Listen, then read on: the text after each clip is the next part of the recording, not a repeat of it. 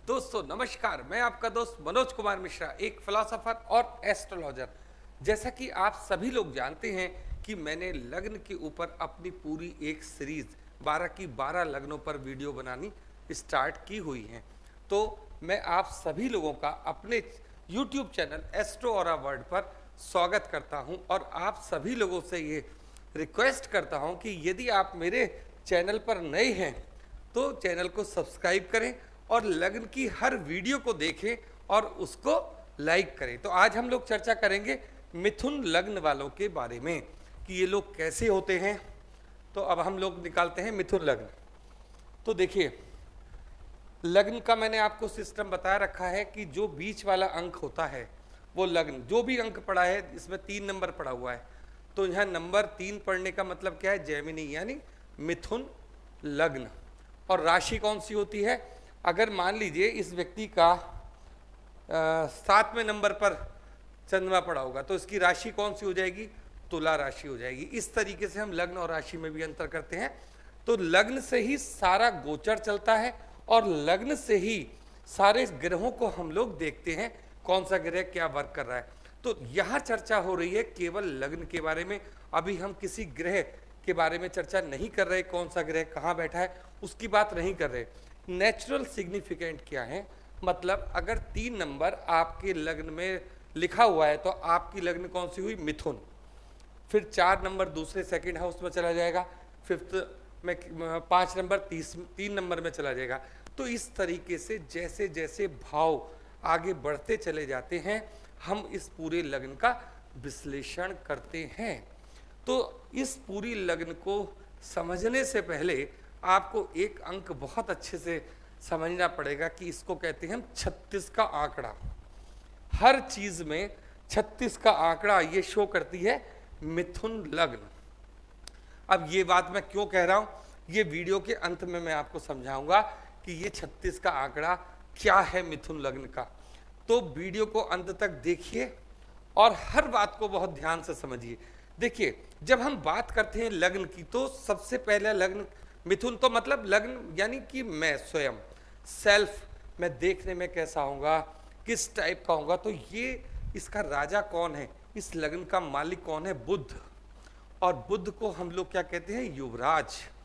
तो ये युवराज देखने में कैसे होंगे, सुंदर होंगे, अट्रैक्टिव होंगे, बात करने का ढंग इनका अच्छा होगा, दूसरे को अपनी तरफ अट्रैक्ट करने की इनके अंदर विशेष कला होती है, वाक्पटुता होती है।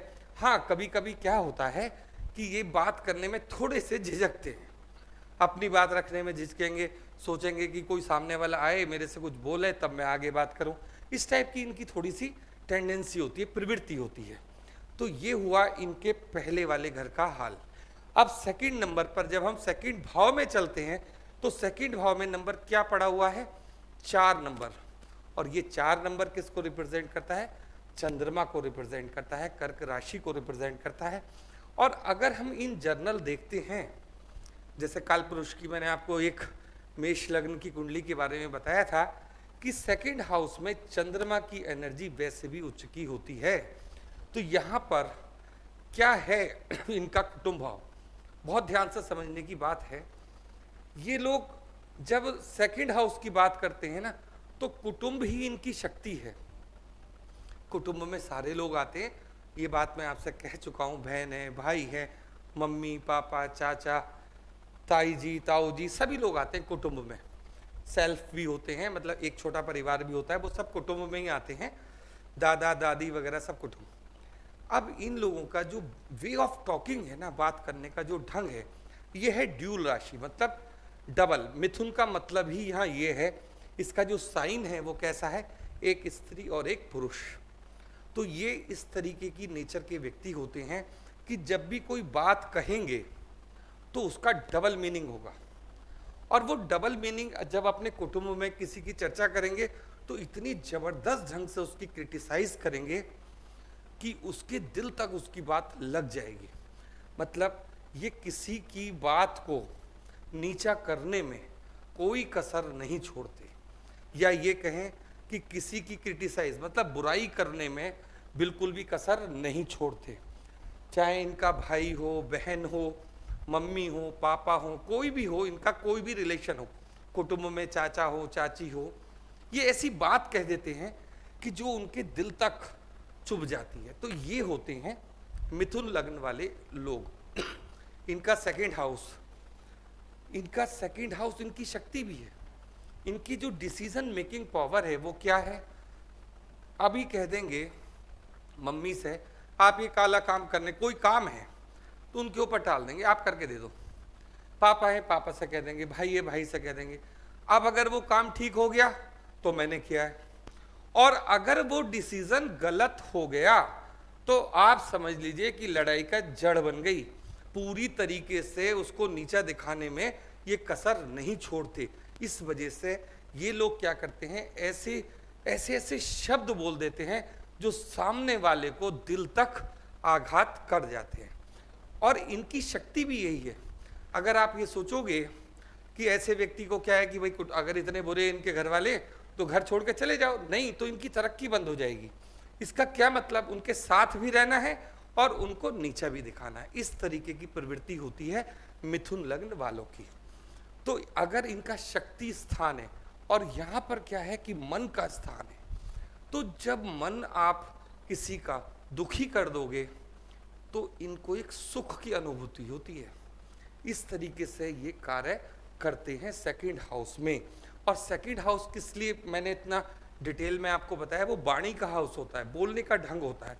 तो अगर किसी बात को आपसे, मान लीजिए किसी छोटे से या बड़े से कोई गलती भी हो गई, किसी भी बात पे कोई गलती हो गई, तो अगर आप चाहते तो उसे अच्छे से समझा सकते थे, लेकिन ऐसा आप करते नहीं है क्योंकि ये ऐसी प्रवृत्ति है। अब हम बात करेंगे इनके थर्ड हाउस की। ये थर्ड हाउस किस चीज़ का होता है, ये छोटे भाई बहनों का भी होता है, ये हमारे पराक्रम का भाव होता है, सोशल मीडिया का भी होता है, बहुत सारी चीज़ें हम लोग एक ही हाउस से देखते हैं। लेकिन मैं यहाँ पर थोड़े छोटे छोटे से पॉइंट आपको बता रहा हूँ। अब यहाँ पर इनको किस चीज़ की एनर्जी मिली हुई है, यहाँ पर मिली हुई है इनको 5 नंबर, मतलब इनके थर्ड हाउस में तीसरे भाव में क्या पड़ा है, 5 का अंक लिखा हुआ है। अब ये किसको रिप्रेजेंट करता है, ये रिप्रेजेंट करता है सूर्य को। अब सूर्य क्या है, सूर्य है आत्मा। देखिए यहां से जो चीज अभी निकल कर आएगी, यहां से ही वो 36 का आंकड़ा शुरू हो गया। आप सेकंड हाउस से देख रहे हैं ना, हर एक व्यक्ति से अपनी ऐसी बात कह देना कि कोई ना कोई कलह बना देना। अब यहाँ पर जो इनका पराक्रम के केवल एक ही क्षेत्र दिया जा रहा है वो है सूर्य का यत्न, यानी अपनी आत्मा पर वर्क करना, अपने आप पर वर्क करना। पराक्रम इनका यही है कि ये खुद पर काम करें, सबसे बड़ी बात, लेकिन ऐसा करते नहीं है। और यही चीज़ मैं आपको अभी 11th हाउस, जब फुलफिलमेंट ऑफ डिजायर का नंबर आएगा तो ये चीज़ आप जरूर ध्यान रखना कि सूर्य किस प्रकार से इनकी कुंडली में दोबारा से असर करेगा। अब बात करते हैं हम इनके 4th हाउस की। अब 4th हाउस किस चीज़ का होता है, ये होता है सुख का हाउस। सुख के हाउस में हम लोग क्या क्या चीज़ें देखते हैं, भौतिक सुख का हाउस, जिसमें हमारा गाड़ी आती है, मकान आता है, मतलब जो हम जैसे जैसे हम लोग जो हमें ज़रूरत होती है उन सब चीज़ों का ये है हमारा 4th हाउस। माता जी का भी यही हाउस है, ठीक है। अब बात करते हैं इसमें क्या एनर्जी पड़ी है, खुद बुद्ध की एनर्जी पड़ी हुई है। और यहाँ पर जो ये बुद्ध है, ये है कन्या का बुद्ध, मतलब एक्टिव बुद्ध, तेज सोचने वाला, अच्छे विचार वाला। तो ये अपने सारी चीज़ों को एकत्र कर लेंगे बहुत आराम से, इनको कोई प्रॉब्लम नहीं। 4th हाउस, अगर ये मैंने आपको बताया इनकी शक्ति क्या है, कुटुंब, तो ये अगर कंबाइंड फैमिली में रहते हैं, एक ही मकान में रहते हैं, तो इनका भाग्य इनको कभी नहीं छोड़ता। और अगर ये सेपरेट रहने का कोई ना कोई ऐसा डिसीजन ले लेते हैं कि लड़ गए और चले गए, तो क्या होगा, इनका भाग्य इनको छोड़कर चला जाएगा। वो हम लोग चर्चा करेंगे 9th हाउस में। अब बात करते हैं इनके 5th हाउस की, 5वें भाव की। 5वां भाव होता है संतान का भाव, बहुत सारी चीज़ें होती हैं, बुद्धिमत्ता का भाव होता है। तो इन सब बातों में इनके पास नंबर कौन सा पड़ा हुआ है, 5th हाउस में शुक्र की एनर्जी, तुला राशि। अब यहाँ क्या सीन है, ये तुला वाला जो शुक्र है ना, वो मैच्योर शुक्र, बढ़िया शुक्र है। वो क्या करेगा, बैलेंस बनाने की बात करेगा। अब यहाँ इनकी बुद्धि इमेच्योर है, इनके जो डिसीजंस होते हैं वो बहुत ज़्यादा बढ़िया नहीं होते हैं, और ये डिसीजन ले भी नहीं सकते आसानी से। हर चीज़ को पूछते रहेंगे कि ये कर लूँ, ये कर लूँ, ये कर लूँ। इस तरीके का बुध है जो इनके लग्न का मालिक है। अब इनको यहाँ शुक्र कौन सा मिलता है? मैच्योर शुक्र। देखिए, जब व्यक्ति अपने लिए इतना कंफ्यूज्ड है, जैसे पढ़ाई लिखाई की बात होती है तो ये बहुत ज़्यादा इंटेलिजेंट नहीं होते, लेकिन अब ये है बच्चों का हाउस, ये अपने बच्चों पर बहुत अच्छा पैसा खर्च करते हैं, उनकी एजुकेशन पर बहुत अच्छा पैसा खर्च करते हैं, और उनको ये चाहते हैं कि ये बड़े से बड़े मुकाम पर जाकर पहुँचें। पैसे की कोई कमी नहीं, कोई सुख सुविधा की कमी नहीं, सारी सुख सुविधाएं देते हैं। लेकिन साथ में क्या है, मैंने आपको नेचर क्या बताया, ड्यूल नेचर। ये 36 का आंकड़ा हर जगह है। अब ये अपने बच्चों के साथ एकदम से हिटलर की तरह वर्क करेंगे। कभी तो एकदम हिटलर हो गए, बिल्कुल ऐसे हो गए कि जैसे इनसे बड़ा उनको मतलब स्ट्रिक्ट करने वाला कोई व्यक्ति, अनुशासन में लाने वाला कोई और व्यक्ति है ही नहीं। और इसके अलावा इनका दूसरा रूप क्या होगा, अपने बच्चों के साथ खेलेंगे भी, हर काम करेंगे, बिल्कुल बच्चे बन जाएंगे। तो इस तरीके की प्रवृत्ति होती है इनकी 5th हाउस में, क्योंकि शुक्र वहां पड़ा हुआ है, पूरा बैलेंस देगा, पूरा सुख देगा, सब कुछ देगा। इनके बच्चे भी बहुत अच्छे होते हैं, लेकिन प्रॉब्लम कहाँ पर है, उनके खुद के व्यवहार में। जो वो खुद ना कर सके, वो ये चाहते हैं कि मेरे बच्चे करके दें। तो ये एक बहुत बड़ा मतलब प्रेशर बच्चों के ऊपर क्रिएट कर देते हैं। अब बात आती है इनके 6th हाउस की, और 6th हाउस किस चीज का होता है, रोग ऋण शत्रु का। सरकारी नौकरी भी देखते हैं और बहुत सारी चीजें देखते हैं 6th हाउस से, मतलब सर्विस सेक्टर भी देखते हैं। ये सरकार मतलब केवल सरकारी सर्विस से ही यहाँ लेना देना नहीं, सर्विस सेक्टर कि आप क्या चीज दूसरे को देना चाहते हो। अब 6th हाउस में एनर्जी किसकी पड़ी हुई है, मंगल की। देखो, आप यहाँ मंगल को अगर आप कंसिडर करोगे तो मंगल ही 6th हाउस का मालिक है, और मंगल ही 11th हाउस का मालिक है। यहाँ फिर से वही मंगल, जहाँ पर इनकी एनर्जी जरा सी भी डिस्टर्ब हुई तो इनके झगड़े कैसे होंगे, हाथापाई वाले हो जाएंगे। जबकि ये बुध क्या है, किसी को भी कभी भी मारेगा, माइंड से मारेगा। लेकिन अगर किसी वजह से इस हाउस का बुध 6 में आ गया, ये अलग बात मैंने आपसे कह दी, तो ये झगड़े मारपिटाई वाले भी हो सकते हैं। 6th हाउस में जो मंगल है वो जबरदस्त वाला मंगल है। तो इस चीज को आपको समझना है कि इन्हें जब भी कभी कोई भी प्रॉब्लम इनके ऊपर आती है तो इन्हें किस चीज से हल करनी है, अपने माइंड से हल करनी है, वैसे झगड़ा इनको नहीं करना। अब बात करते हैं हम इनके 7th हाउस की। अब 7th हाउस बिजनेस में देखते हैं तो पार्टनर का है, साझेदारी का है, और अगर घर के हिसाब से देखते हैं तो हमारे स्पाउस का होता है। अगर आप स्त्री हैं तो पुरुष का है, और पुरुष हैं तो स्त्री का भाव होता है। अब थोड़ी सी देर को हम मान लेते हैं कि आप पुरुष हैं, तो आपके 7th हाउस में क्या पड़ा है, 7th हाउस में पड़ा है जी 9 नंबर, मतलब धनु लग्न। ये किसकी होती है, किसको रिप्रेजेंट करती है, ये रिप्रेजेंट करती है गुरुदेव बृहस्पति को। यानी आपका जो कंट्रोल है वो किसके पास होगा, आपकी वाइफ के पास होगा। आपकी वाइफ बहुत ज़्यादा बुद्धिमान होगी, बहुत अच्छी होगी, और आपको एडवाइस भी अच्छा करेगी।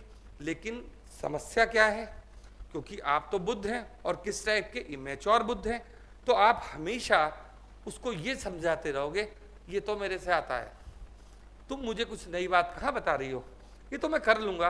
तो ये कभी मानने को तैयार नहीं होते हैं कि ये हमसे ज़्यादा इंटेलिजेंट हैं। बस ये इन दोनों में थोड़ा सा झगड़ा रहता है। और अगर हम लाइफ की बात करते हैं तो जब आप ये देखोगे 9 नंबर वाले, मतलब जब गुरु की एनर्जी इनके 7th हाउस में आएगी तो उसका उपयोग ये लोग कैसे करें। देखिए, इन्हें हर समय एक व्यक्ति चाहिए जो इनको सलाह देता रहे, क्योंकि ये क्या होते हैं, कंफ्यूज्ड पर्सन होते हैं। इनके पास हमेशा 2 विचार चलते रहते हैं, ये करूं या ये करूं, ये करूं या ये करूं, और दोनों ही विचारों को ये सही मानते हैं और डिसीजन नहीं ले पाते। इसलिए इनको एक व्यक्ति ऐसा जरूर चाहिए होता है जो इनको जगह जगह बराबर परामर्श देता रहे, नहीं तुम ऐसा कर लो, नहीं तुम ऐसा कर लो। आपको क्रेडिट कभी नहीं देंगे, किसी भी तरीके से कोई भी व्यक्ति इनके साथ जुड़ता है, उसकी सलाह मान के अगर ये काम कर भी लेंगे तो कभी भी ये नहीं कहेंगे कि उनकी सलाह की वजह से मेरा ये काम बन गया। इस वजह से इनका जो स्पाउस है इनसे दुखी हो जाता है, इनको संभालते संभालते क्रेडिट खुद ले लेंगे। अगर हाँ कुछ बात गलत हो गई तो आपको छोड़ेंगे नहीं। तो ये चीज़ यहाँ से ही मैं आपको बता रहा हूँ, इसी को कहते हैं 36 का आंकड़ा। लास्ट में जाके क्लियर करूँगा मैं आपको इस वीडियो के कि ये 36 का आंकड़ा है क्या। अब देखिए, अब हम बात करेंगे इनके 8th हाउस की। अब 8th हाउस कैसा है? अंधेरे का भवन होता है, गुप्त विद्याओं का भवन होता है, और उसमें कौन पड़े हैं? शनिदेव महाराज पड़े हैं। तो मतलब एक तो वो हाउस पहले से ही इतना डार्क में है आपके लिए कि जो आपके पास हिडन ज्ञान है, जिसकी चर्चा अभी मैं करूंगा, वो आपको कम से कम उजागर करना ही करना होगा। आपको इतनी मेहनत करनी पड़ेगी, किसके लिए? अपने प्रति। तब आप उस ज्ञान को अर्जित करोगे और जीवन में आगे बढ़ोगे। अब बात करते हैं इनके भाग्य भवन की। देखिए, एक वीडियो में मैंने आपको ये भी बताया था, मेष लग्न वाली वीडियो में, कि जो ये फर्स्ट हाउस होता है ना, किसी का भी, कोई सा भी जो लग्न है, उसके ये 2 मित्र होते हैं। तो इसका जो बुध का मित्र है शुक्र, और इनका मित्र कौन सा है? शनि। और ये जो शनि है, ये शनि है राहु से, राहु वाला शनि, और इसको कहते हैं हम घड़ा, अमृत का घड़ा। तो इनके भाग्य में अमृत का घड़ा मतलब ज्ञान का वो घड़ा जिसका ये उपयोग ही नहीं करते पूरी लाइफ। क्यों? क्योंकि ये सारे काम सांसारिक सुख के लिए करते हैं। इनका सारा सिस्टम 2 चीज़ों में जाता है, मतलब या तो बैड सुख या दूसरा, मतलब इस टाइप की इनकी एक नेचर होती है। क्योंकि मिथुन राशि का अगर आप सिंबल देखोगे तो आधे से ज़्यादा बात आप समझ जाओगे कि इनका माइंड कहाँ रहता है। दूसरा मेन जो पॉइंट है, जिस घड़े की, जिस अमृत घड़े की मैं आपसे बात कर रहा हूँ, वो कब एक्टिवेट होगा? वो एक्टिवेट होगा मेडिटेशन से। तो ये चीज़ अगर ये एक्टिवेट करते हैं सेल्फ के लिए, खुद के लिए, तो इनसे ज़्यादा ज्ञानी आपको मिलना मुश्किल है। क्योंकि इनके अंदर दिमाग बहुत होता है, क्योंकि बुध किसका मालिक है? माइंड का मालिक है, दिमाग का मालिक है। अच्छे अच्छे विचार होते हैं। वो जो 2 विचार इनके पास आते हैं ना, बस एक व्यक्ति इनको टिक करने वाला हो। विचार दोनों जो देते हैं, नेगेटिव ज़्यादा सोचते हैं, पॉजिटिव कम सोचते हैं। बस सामने वाला व्यक्ति इतना माइंडेड हो कि इनको सही गाइडलाइन दे दे, तो तुरंत ये लोग आगे बढ़ जाते हैं। अब देखिए, बात कहाँ करेंगे हम? 10th हाउस की। अब 10th हाउस किस चीज़ का होता है? ये होता है कर्म का मालिक। और यहाँ पर कौन बैठे हैं? गुरुदेव बृहस्पति के पास ही ये वाली भी पावर है। तो फिर 36 का आंकड़ा, मतलब जिन लोगों का आप लगातार, जिस ज्ञान को आपको दिया जाता है उसके लिए आप दूसरे से क्या बोलते? नहीं, आपने तो क्या मुझे बताया, तो मुझे मालूम था। तो आप दूसरे को जब इग्नोर करते हो, दूसरे के ज्ञान को इग्नोर करते हो, तो फिर 10th हाउस आपका एक्टिवेट होता ही नहीं। और 10th हाउस कहता क्या है आपसे? 10th हाउस कहता है कि भाई ज्ञान अर्जित भी करो और ज्ञान को बांटो भी, क्योंकि मीन लग्न वाले लोग ज्ञान को बांटने के लिए प्रसिद्ध हैं। अगर वो ये सोचेंगे कि पता चला कि इस ज्ञान से मैं बहुत ज़्यादा पैसा कमा लूँ, तो आप समझ लीजिए वो लोग पीछे हो जाते हैं। उसका रीज़न, जब बुध का संबंध बृहस्पति, बहुत अच्छी दोस्ती नहीं है दोनों की, बुध और बृहस्पति की दोनों की दोस्ती अच्छी नहीं है, तो क्या है कि इनको अपना ज्ञान दूसरे को देना है। एक खास बात इस लग्न की ये होती है कि ये लोग पैसे को मेंटेन करने में, या कोई जमीन खरीदना, ये खरीद, इसके बहुत मास्टर लोग होते हैं। लेकिन इनकी जितनी भी ये मास्टरी है, अगर मान लीजिए इनका कोई दोस्त है, अगर उसको ये विचार देते हैं या उसके धन को मैनेज करते हैं, तो ये वहाँ पर बहुत इनका सम्मान होता है। लेकिन अगर वही आइडिया, वही ज्ञान अपने संबंध में ये लोग उपयोग में लाते हैं, तो वहाँ क्या हो जाते हैं? वो आइडिया फेल हो जाता है। उसका कारण क्या है? इनको चाहिए एक ऐसा पर्सन जो इनको आगे बढ़ाए। लेकिन इनके पास जो ज्ञान है वो दूसरों के लिए बहुत इंपॉर्टेंट ज्ञान है। बहुत ही माइंडेड लोग होते हैं। देखिए, जब 10th हाउस में 12 नंबर पड़ा है, तो आप खुद ही समझ लीजिए कि ये लोग माइंडेड होंगे ही होंगे। ये अच्छे टीचर, अच्छे काउंसलर भी हो सकते हैं, लेकिन क्या है कि इनको क्रेडिट नहीं मिलेगा। रीज़न क्या है? 36 का आंकड़ा। वही एक बात आपको लगातार बता रहूँगा। और इसमें क्यों है ये बात? कि दोनों, देखिए इस लग्न के जो केंद्र हैं, दोनों केंद्र किसको मिले हुए हैं, बुध को, और ये दोनों केंद्र किसको मिले हुए हैं, बृहस्पति को। और इन दोनों में कैसा होता है, 36 का आंकड़ा ही होता है। इस वजह से ये कितने ही अच्छे काउंसलर बन जाएं, कितने ही अच्छे टीचर बन जाएं, लेकिन उस क्षेत्र में नाम नहीं होगा, दिक्कत है, क्योंकि ये दोष है। अब बात करेंगे हम फुलफिलमेंट ऑफ डिजायर, यानी 11th हाउस। 11th हाउस के बारे में मैंने आपको 2-3 चीजें बहुत इंपॉर्टेंट बताई। 11th हाउस हमारे दोस्तों का भी होता है, 11th हाउस हमारे बड़े बहन भाइयों का भी होता है, और 11th हाउस जो है हमारा 11वां भाव लाभ भवन का भी होता है। अब इस लाभ भवन में कौन पड़े हुए हैं, मंगल की एनर्जी। देखिए मंगल की एनर्जी यहाँ जरूर पड़ी हुई है, लेकिन यहाँ पर सूर्य 1 नंबर में क्या होता है, उच्च के होते हैं। और यही मैंने आपको बोला था कि तीसरे नंबर जो इनका एफर्ट है उसमें कौन पड़ा हुआ है, सूर्य पड़ा हुआ है। तो यहाँ आकर अगर ये अपने आप को हीलिंग करने वाला सिस्टम, मतलब अगर इनको थोड़ा सा ज्ञान मेडिटेशन का दिया जाए और थोड़ा सा ये अपने ऊपर वर्क कर लें, तो आप समझ लीजिए इससे बढ़िया लग्न कोई भी नहीं है। लेकिन ये क्या कहते हैं, अरे मेडिटेशन से क्या होता है, ये तो बेकार की चीज़ है। मतलब क्रिटिसाइज, हर चीज़ को खराब बताना, हर चीज़ को बेकार बताना और अपने आप को अच्छा बताना, ये इनकी नेचर, इनकी टेंडेंसी बन जाती है।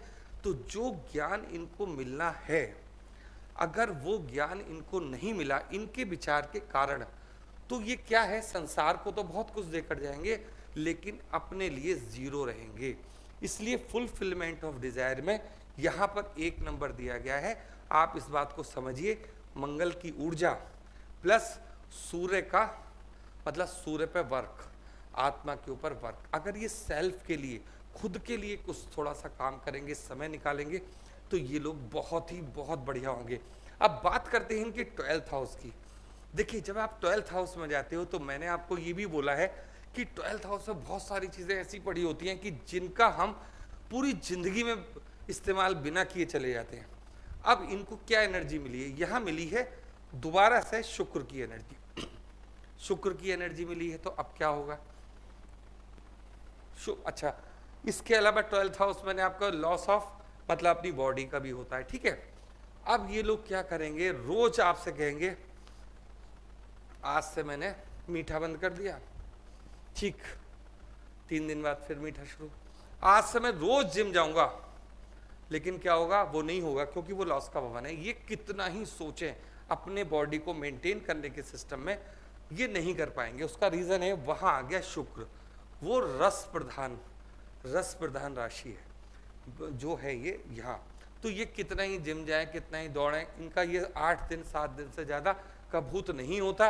उसके बाद ये दोबारा अपनी जगह पर आ जाते हैं, जैसे सोते हैं सुबह को वैसे उठते हैं। इस तरीके की बातचीत इनकी रहती है, मतलब कितने ही प्लान बना लें लेकिन वो सक्सेसफुल नहीं होते। क्योंकि 12th हाउस का ये वर्क ही नहीं है।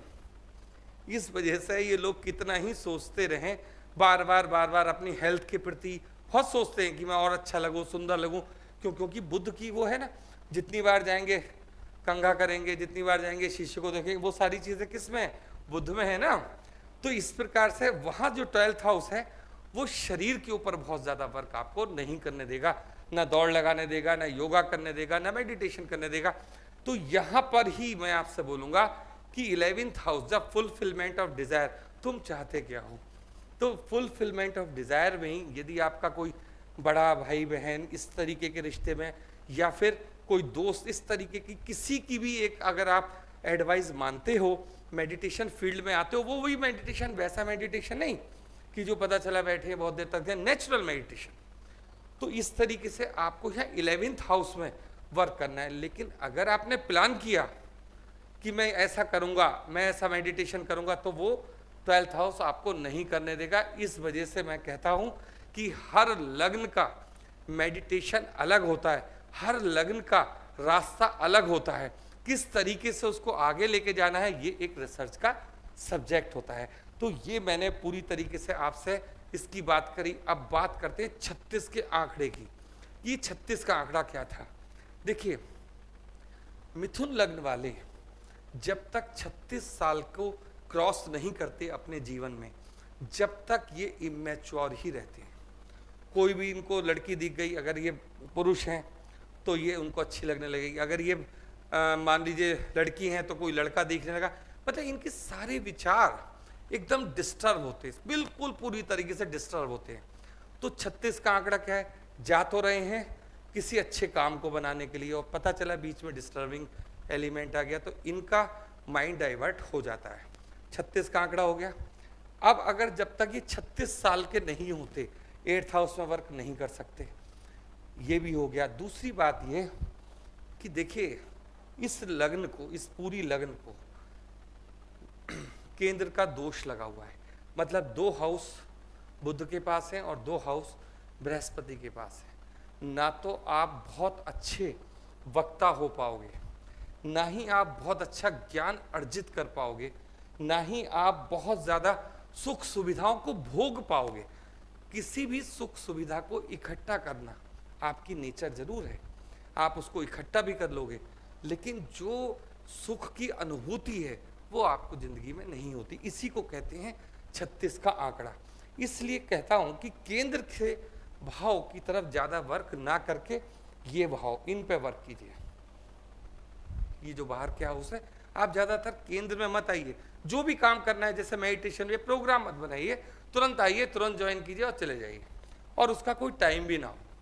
सिस्टमेटिक ढंग से कोई भी आप चीज बांधोगे तो क्या करेगा, 12th हाउस पकड़ लेगा, क्योंकि ये मेडिटेशन फील्ड है और उसी का काम है। तो हम लोग इस लग्न में मेडिटेशन कहाँ से स्टार्ट कराएंगे, 11th वाले हाउस से। तो ये पूरी तरीके से मैंने आपको अपनी वीडियो सामने रखी, मिथुन लग्न का एक छोटा सा विश्लेषण करने की कोशिश की। आप लोग मेरी वीडियो को लाइक कीजिए अगर पसंद आई हो तो, और चैनल को सब्सक्राइब कीजिए। आज के लिए इतना ही, धन्यवाद।